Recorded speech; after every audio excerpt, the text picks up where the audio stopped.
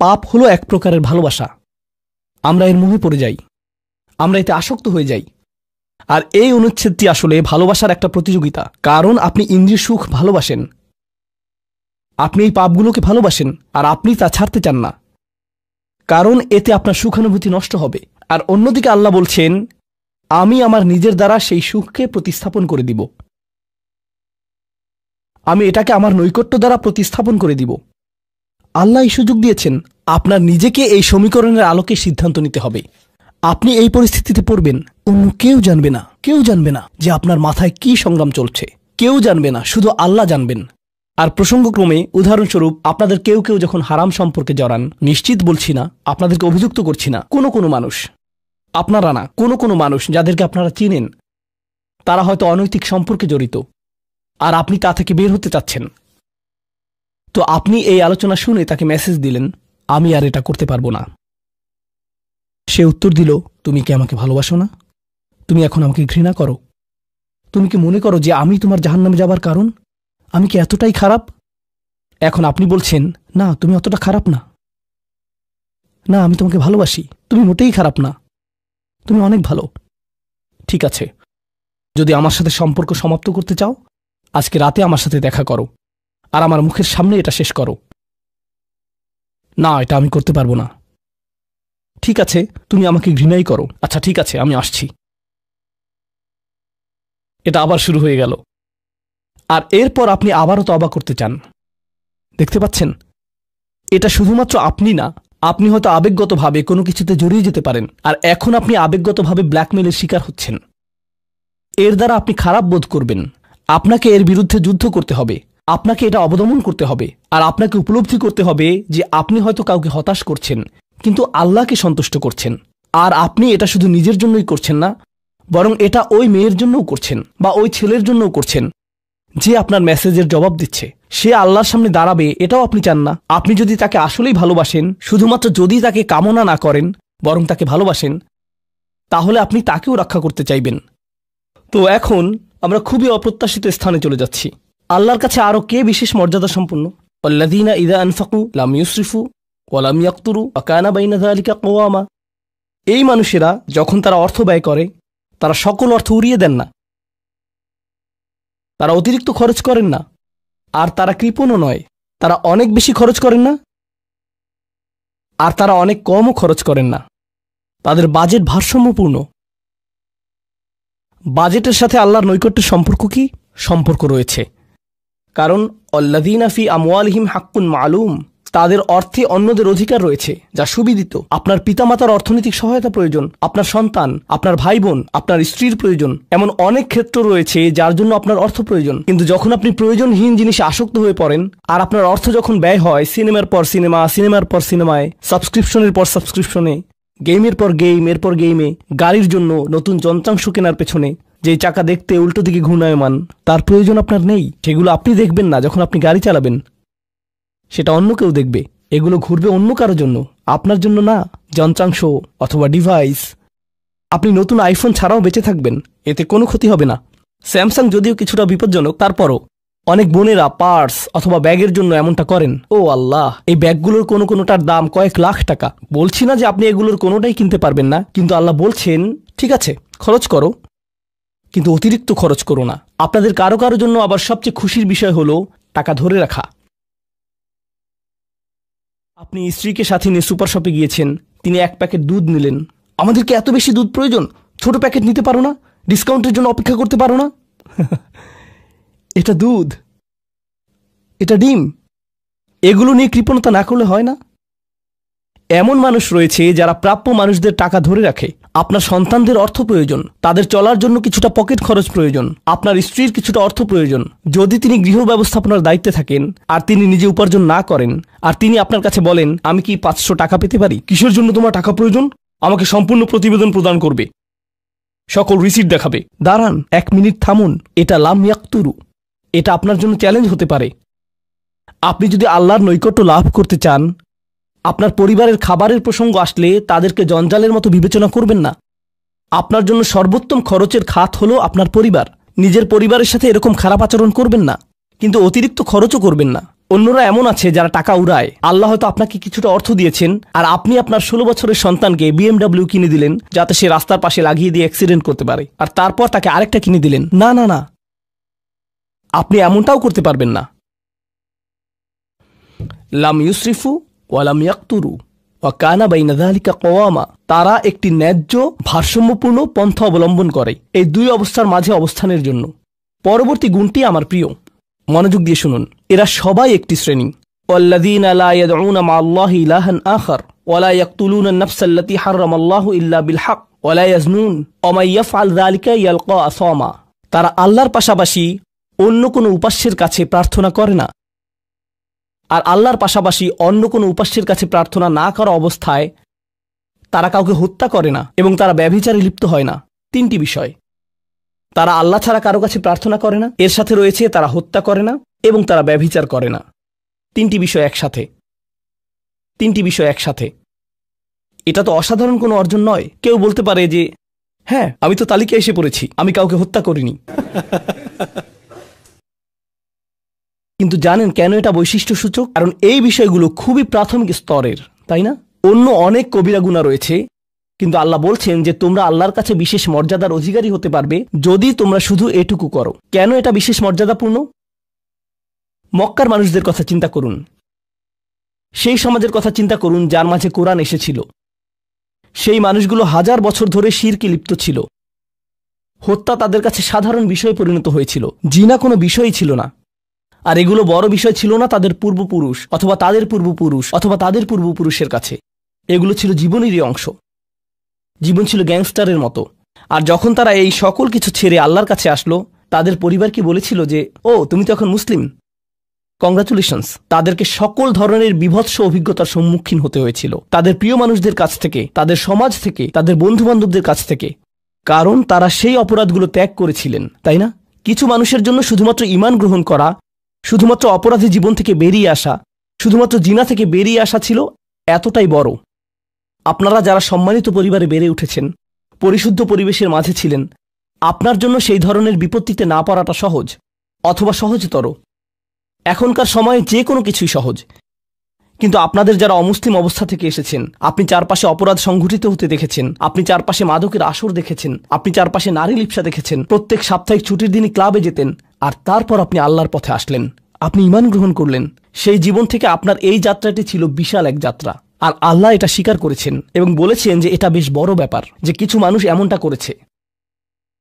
শুধু এই বিবেচনায় তারা বিশেষ মর্যাদাময়, তারা অন্য কিছু জানে না, তাদের ব্যাপক কোনো জ্ঞান নেই। কিন্তু মূল বিষয় হলো তারা আল্লাহর সন্তুষ্টির জন্য হিজরত করেছেন, তারা সেই বড় পাপগুলো থেকে আল্লাহর অভিমুখে যাত্রা করেছেন। এটা অবিশ্বাস্য। কিন্তু এই আয়াতগুলোতে আল্লাহর করুণা এখনও সমাপ্ত হয়নি। প্রথমত সেই তিনটি বিষয় যা আমি উল্লেখ করেছি, শিরক বা আল্লাহ সম্পর্কে অশ্রদ্ধা প্রদর্শন করা, হত্যা এবং ব্যভিচার, এগুলো অনেক বড় পাপ। তো আল্লাহ কি বলছেন? ইউদাআফ লাহুল আযাবু ইয়াওমাল কিয়ামা ওয়া ইয়াখলুদ ফীহি মুহানা।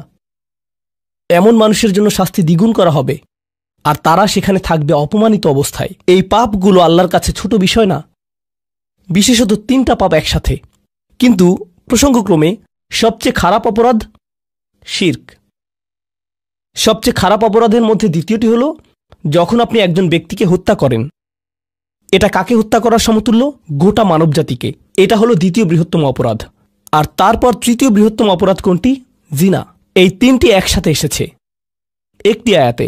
সেজন্য আল্লাহ বলছেন যে এই ব্যক্তিটি বিশেষ ধরনের শাস্তি পাবে, আর সে এই শাস্তিতে রয়ে যাবে অপমানিত অবস্থায়। কিন্তু এমনকি খারাপের ভিতর সবচেয়ে খারাপ, এরপর সবচেয়ে খারাপ ব্যক্তিটি, এই ব্যক্তিটি এজন্য সবচেয়ে খারাপ না যে সে একটি জিনিস করছে, বরং সে সবচেয়ে খারাপ কারণ সে তিনটি জিনিসই করেছে। তিনটি জিনিসই করেছে।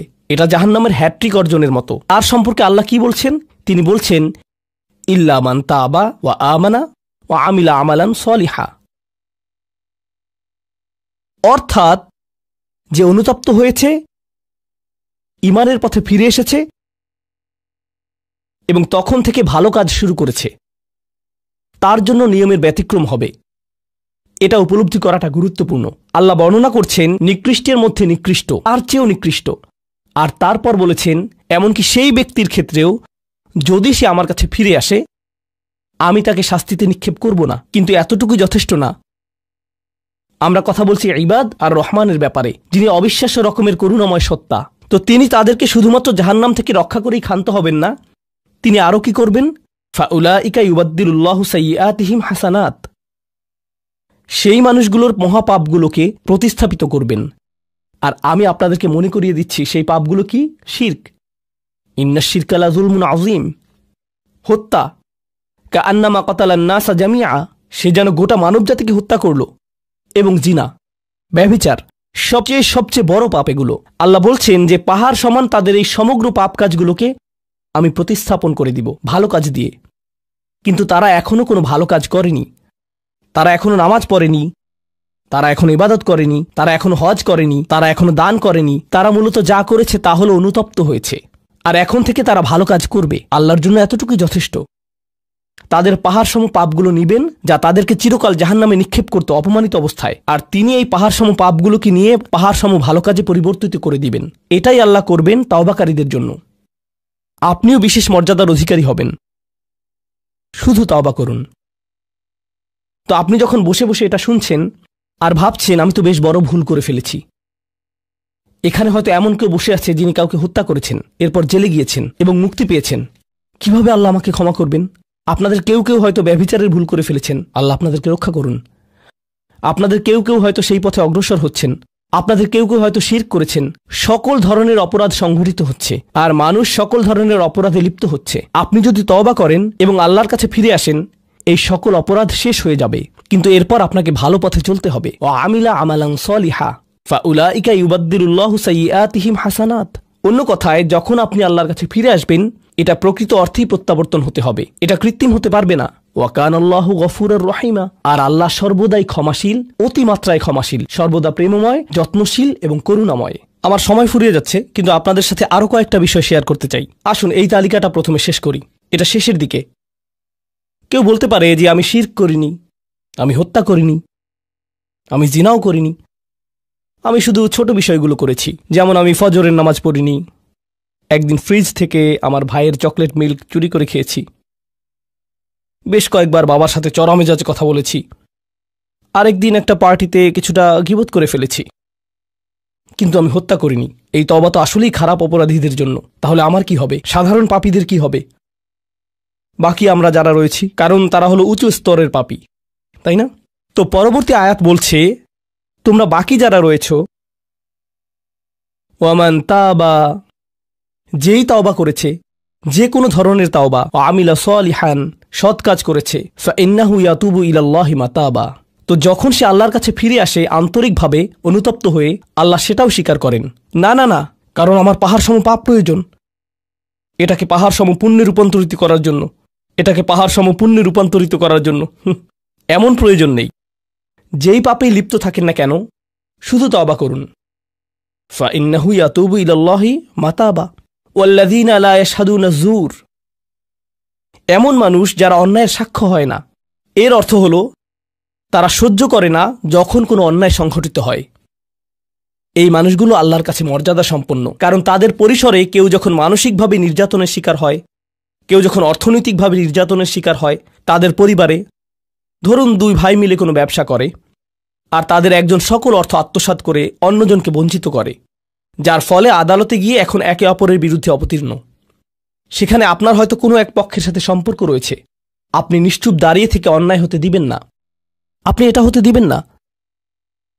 যদি এটা আপনার নিজের বাবার বিরুদ্ধেও যায়, যদি এটা আপনার স্বামী স্ত্রী বা সন্তানদের বিরুদ্ধেও যায়, আপনি অলসভাবে দাঁড়িয়ে থেকে অন্যায়কে সহ্য করবেন না, আপনি প্রতিবাদ করবেন। কমপক্ষে এর নীরব অংশীদার হবেন না, আপনি সে স্থান ত্যাগ করবেন। এর সাথে আমার কোনো সম্পর্ক নেই, আমি এর অংশ হতে চাই না। লা ইয়াশহাদুনা যুর, এর আরেকটা অর্থ হলো তারা মিথ্যা সাক্ষ্য প্রদান করে না। কখনো আপনার উপর চাপ থাকে এমন মানুষের পক্ষ অবলম্বন করার জন্য যারা অন্যায়কারী। আপনি জানেন যে তারা অন্যায়কারী, কিন্তু তারা বলে পরিবার আগে ভাই, অথবা বন্ধুত্ব সবার আগে।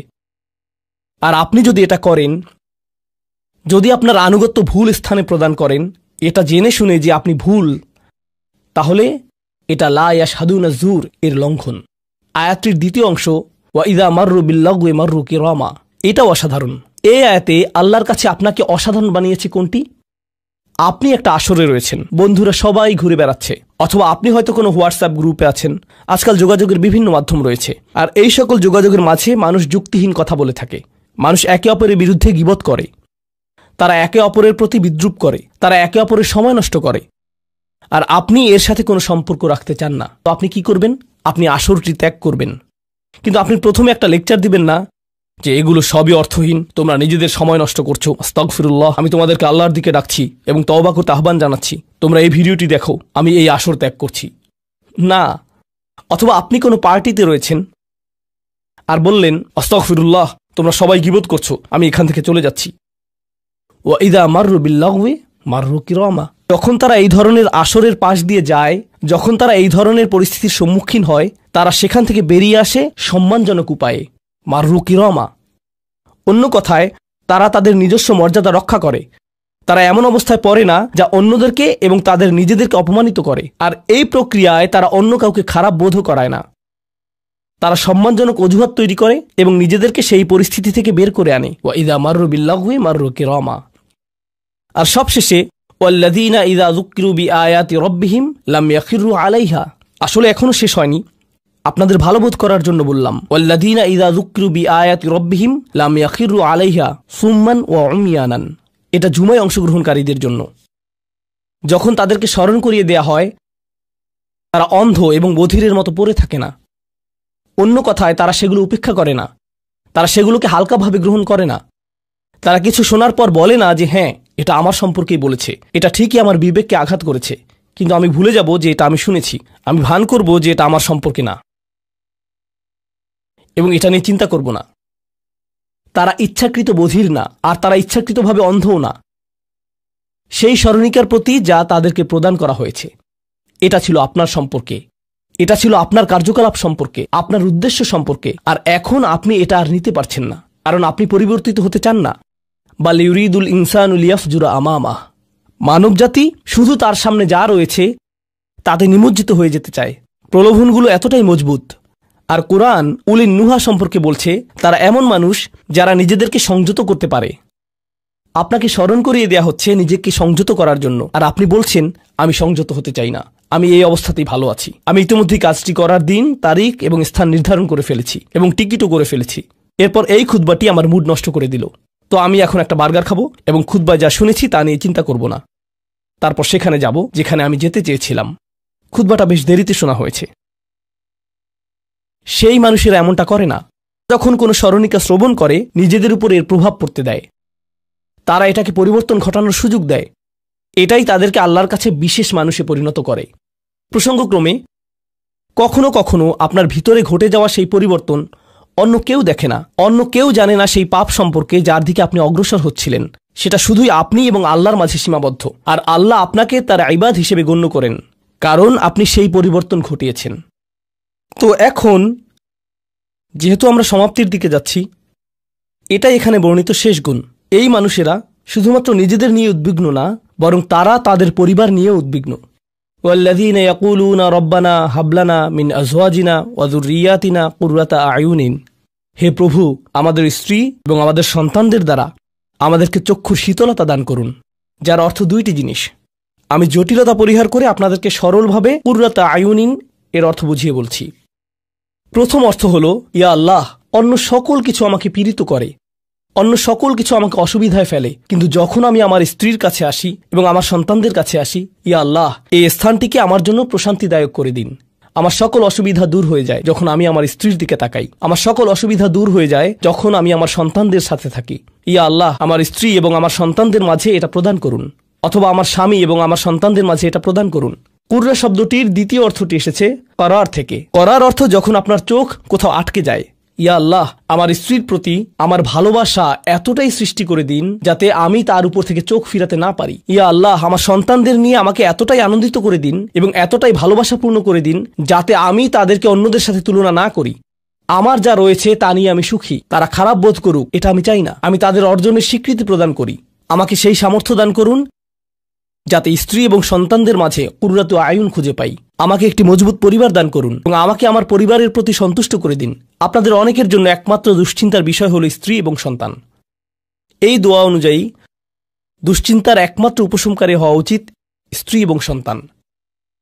আর আপনি নিজে চেষ্টা না করে শুধু আল্লাহর কাছে কিছু চাইতে পারেন না, কারণ আল্লাহ বিশেষ কোনো বৃষ্টি আপনার পরিবারের উপর বর্ষণ করবেন না যার ফলে আকস্মিকভাবে আপনি আপনার স্ত্রীকে ভালোবাসতে শুরু করবেন। এর জন্য চেষ্টা করতে হবে। আপনার সন্তানদের সাথে সম্পর্ক উন্নয়নের জন্য আপনাকে চেষ্টা করতে হবে। এটা রাতারাতি ঘটবে না। এটা এমন জিনিস যাতে আপনাকে এবং আমাকে বিনিয়োগ করতে হবে। তো আল্লাহ আমাদেরকে সামর্থ্য দান করুন যাতে আমরা শুধুমাত্র মুখে এই দোয়া করে ক্ষান্ত না হই, বরং দোয়াটি যাতে বাস্তবায়িতও করতে পারি, কারণ আল্লাহ প্রচেষ্টার বিষয়ে জিজ্ঞেস করবেন। এমনকি সেই বিখ্যাত দোয়াটির শেষেও এটা এসেছে, রব্বানা আতিনা ফিদ দুনিয়া হাসানা ওয়া ফিল আখিরাতি হাসানা ওয়া কিনা আযাবান নার। বিখ্যাত একটি দোয়া, তাই না? আমাদেরকে এই জীবনের সর্বোচ্চটা দান করুন, পরের জীবনেরও সর্বোচ্চটা দান করুন, আমাদেরকে জাহান্নামের শাস্তি থেকে রক্ষা করুন। এরপরে আল্লাহ কি বলছেন? উলাইকা লাহুম নাসিবুম মিম্মা কাসাবু। তারা ততটুকু অংশই পাবে যা তারা অর্জন করেছে। আপনি শুধু দোয়া করবেন আর তা কাজ করবে তেমনটা না। আপনাকে অর্জন করতে হবে, আপনার চেষ্টাকে কাজে লাগাতে হবে। তো আপনি যখন আপনার পরিবার নিয়ে উদ্বিগ্ন থাকবেন তখনই আপনি পরিবারে প্রশান্তি প্রদানের জন্য আল্লাহর কাছে চাইবেন। আর প্রসঙ্গক্রমে এটা দিয়ে কি বোঝায়? যে সকল স্বামীরা যারা লন্ডন শহরে রাত 2টা-3টা পর্যন্ত সীসা বারে সময় কাটান কিন্তু বাড়িতে তাদের স্ত্রীদের কাছে যান না, কারণ তারা তাদের স্ত্রীদের মাঝে কোনো প্রশান্তি খুঁজে পান না। আর তাদের স্ত্রীরা তারাও তাদের স্বামীদের মাঝে কোনো প্রশান্তি খুঁজে পান না। যখন তারা বলবেন, না ভাই আমাকে বাড়ি যেতে হবে, তখন তারা আল্লাহর কাছে বিশেষ মর্যাদা সম্পন্ন হয়ে উঠবেন। যখন তারা সন্তানদের সাথে সময় ব্যয় করবেন, সন্তানদের থেকে তাদের চোখ সরে যায় না। আর যেহেতু আপনার চোখ তাদের থেকে সরছে না, এর অর্থ আপনি আসলে তাদের সাথে রয়েছেন। এর অর্থ আপনি আসলে সন্তানদের সাথে সময় ব্যয় করছেন এবং সেটা উপভোগ করছেন। এই বিষয়টি আপনাকে আল্লাহর কাছে বিশেষ মর্যাদা সম্পন্ন করে তুলেছে। তাদের জন্যই উলাইকা ইউজজাউনাল গুরফাতা বিমা সাবারু। আর আমাদেরকে মুত্তাকিনদের নেতা হিসেবে কবুল করুন, সৎকর্মশীলদের নেতা হিসেবে কবুল করুন। আমাদের সন্তানদেরকে ভালো সৎকর্মশীল জীবন দান করুন, যার ফলে যখন আমি আপনার সম্মুখে দাঁড়াবো, ইয়া আল্লাহ, আমার পরিবারের সদস্যদের কাজের কারণে আমার সৎকর্মের পরিমাণ শুধু বৃদ্ধিই পাবে। এখন এই সব কিছুর পরে উলাইকা ইউজজাউনাল গুরফাতা বিমা সাবারু, এই মানুষদেরকে প্রদান করা হবে সুউচ্চ প্রাসাদ, তারা যে ধৈর্য প্রদর্শন করেছে তার প্রতিদান স্বরূপ। লক্ষ্য করুন, এখানে আল্লাহ বলছেন তারা যে ধৈর্য প্রদর্শন করেছে তার প্রতিদান স্বরূপ। আপনি যদি এই তালিকার প্রথমে যান, যারা তাদের জিহ্বা সংযত করে, যখন মূর্খ লোকেরা তাদের সাথে কথা বলে তারা বিনয়ী, তারা জিহ্বা সংযত করে, যারা আল্লাহ ছাড়া অন্য কারো ইবাদত করে না, যারা আল্লাহর ইবাদত করে রাতের গভীরে। এই তালিকাটি যা আমরা আলোচনা করলাম তাদের প্রত্যেকেরই প্রয়োজন অধ্যাবসায়, মজবুতি, দৃঢ়তা এবং প্রতিজ্ঞা। আর সবর শব্দটি দিয়ে এটাই বোঝায়। এই মানুষগুলো পুরস্কৃত হবেন তারা যে দৃঢ় প্রতিজ্ঞা দেখিয়েছেন তার জন্য। তারা এর জন্য প্রতিজ্ঞাবদ্ধ ছিলেন। ওয়ায়ুলাক্কাউনা ফিহা তাহিয়াতান ওয়া সালামা, তাদেরকে সেখানে অভ্যর্থনা করা হবে অভিবাদন ও সালাম সহকারে। আল্লাহ তাদের জন্য অভিবাদন প্রেরণ করবেন। আল্লাহ শুধুমাত্র তাদেরকে ভালোবাসবেন না, বরং তিনি তাদেরকে এখন সম্মানিতও করছেন। এরা হলেন আল্লাহ কর্তৃক বিশেষ পুরস্কার প্রাপ্ত। খালিদিনা ফিহা হাসুনাত মুস্তাকাররা ওয়া মুকামা, তারা অবিশ্বাস্য সেই সম্মানের মাঝে এবং সেই সুউচ্চ প্রাসাদের মাঝে চিরকাল থাকবেন। কি চমৎকার স্থান! স্বল্পকালীন এবং চিরকালীন অবস্থানের জন্য। তো আল্লাহ এটাকে জাহান্নামের সাথে তুলনা করেছেন, তাই না? জাহান্নামীরা বলবে, আমি এখানে স্বল্পকালের জন্যও থাকতে চাই না, চিরকালের জন্যও থাকতে চাই না। আল্লাহ বলেছেন, জান্নাতের স্বাদ যদি তুমি সামান্য পরিমাণেও পাও, তুমি এটা আকাঙ্ক্ষা করবে, তুমি এটা চিরকালের জন্য চাইবে। আল্লাহ আমাদের সকলকে চিরকালের জন্য জান্নাতে প্রবেশ করান। আমরা সর্বশেষ আয়াতে এসেছি। আমি জানি যে আমি অতিরিক্ত সময় নিয়েছি, প্রশ্ন উত্তরের জন্য আপনাদের কিছুটা সময় আমার দেওয়া উচিত। আমার আর 4-5 মিনিট প্রয়োজন। শেষের এই আয়াতটি গভীর তাৎপর্যপূর্ণ। এই সূরাটির শেষ আয়াত, এটা এই অনুচ্ছেদটিরও শেষ আয়াত। এই তালিকা যা আপনাকে বিশেষ মর্যাদা সম্পন্ন করবে তার সাথে এর কোনো সম্পর্ক নেই। আয়াতটি কুরাইশ এবং গোটা মানবজাতিকে উদ্দেশ্য করে বলা হয়েছে। আর রাসূলকে বলা হলো যে কিভাবে সৃষ্টিকর্তার নৈকট্য অর্জন করা যাবে। এই তালিকা যেহেতু এখন প্রদান করা হলো, তাহলে আর সমস্যা কোথায়? কুল মা ইয়াবাউ বিকুম রাব্বি লাউলা দুআউকুম ফাকাদ কাযাবতুম ফাসাউফা ইয়াকুনু লিজামা।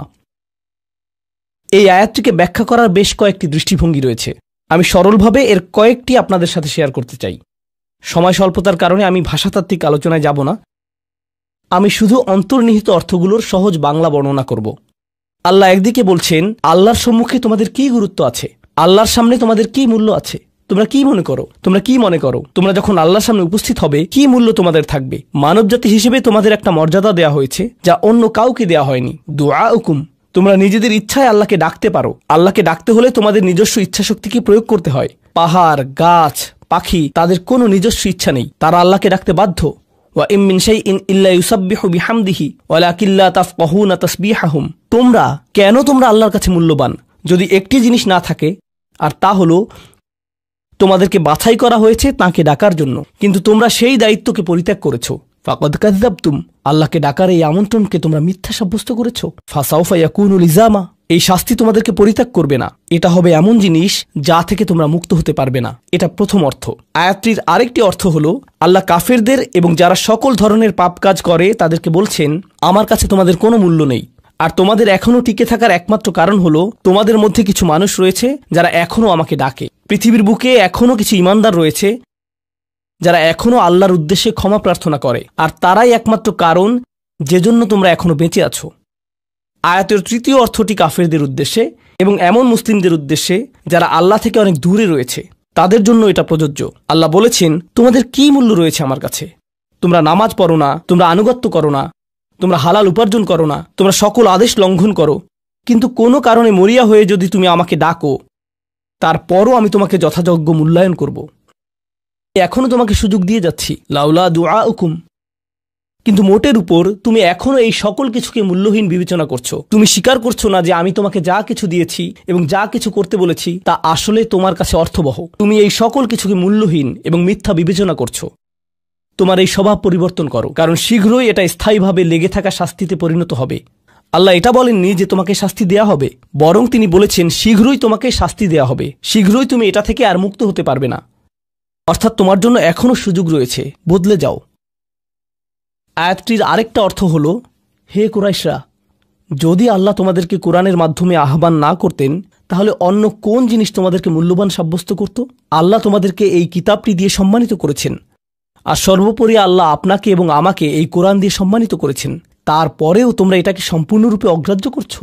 তোমরা এই কিতাবের কোনো মূল্যায়ন করছো না, আল্লাহর এই বাণীকে মূল্যায়ন করছো না। এখনও সময় আছে, নিজেকে সংশোধন করো এবং আল্লাহ তার কথা বলার জন্য যে তোমাদেরকে বেছে নিয়েছেন তার গুরুত্ব অনুধাবন করো। আয়াতটির সর্বশেষ অর্থ, আল্লাহ তোমাদেরকে শাস্তি দেওয়া পছন্দ করেন না। আয়াতাংশটির ভাষাতাত্ত্বিক একটি অর্থ হলো, তোমাদেরকে শাস্তি দেওয়ার জন্য আল্লাহ আগ্রহী নন। তার কোনো উদ্দেশ্য এবং আকাঙ্ক্ষা নেই তোমাদেরকে শাস্তি দেওয়ার, কিন্তু আল্লাহ ছাড়া অন্য কাউকে ডাকার যে অপরাধ তোমরা সংঘটিত করেছ তা এতই বড় যে এর জন্য শাস্তি দিতেই হবে। অন্য কথায় আল্লাহ আপনাকে শাস্তি দিচ্ছেন যদিও তিনি চান না। মা ইয়াফআলুল্লাহু বিআযাবিকুম, তোমাদেরকে শাস্তি দিয়ে আল্লাহর কোনো প্রাপ্তি নেই। আপনাকে শাস্তি দিয়ে আল্লাহর কী পাওয়ার আছে? আল্লাহ এখানে বলছেন, আমি তোমাদেরকে শাস্তি দিতে চাই না, কিন্তু তোমাদের অপরাধগুলো অনেক বড়, আর শীঘ্রই এই শাস্তি স্থায়ী হয়ে যাবে। এই মুহূর্তে এগুলো অস্থায়ী, তোমরা এগুলো মুছে ফেলতে পারো। তাই এখনও ফিরে আসো, আল্লাহর দিকে ফিরে আসো। আমাদেরকে এই সকল সুযোগ দেবার পর শুধুমাত্র তার কাছে ফিরে আসাই না, বরং তার নৈকট্য লাভের সুযোগ দেওয়ার পর সবশেষে তিনি বলছেন, কেন তোমরা শাস্তি পেতে চাও? আমি তো তোমাদেরকে শাস্তি দিতে চাই না, তোমরা শুধু ফিরে আসো। আল্লাহ সহজ করে দিন যাতে আমরা এই বিষয়গুলোকে হৃদয়ের গভীর থেকে অনুধাবন করতে পারি, এবং তিনি আমাদেরকে তাদের অন্তর্ভুক্ত করুন যাদের প্রভাবে চারপাশের পথভ্রষ্ট মানুষদের এবং চারপাশের আল্লাহর অবাধ্য মানুষদের হৃদয়ও কোমল হয়ে যায় এবং তারাও আল্লাহর কাছে প্রত্যাবর্তন করে। বারাকাল্লাহু লি ওয়া লাকুম ফিল কুরআনিল হাকিম ওয়া নাফা'নি ওয়া ইয়্যাকুম বিল আয়াতি ওয়া যিকরিল হাকিম।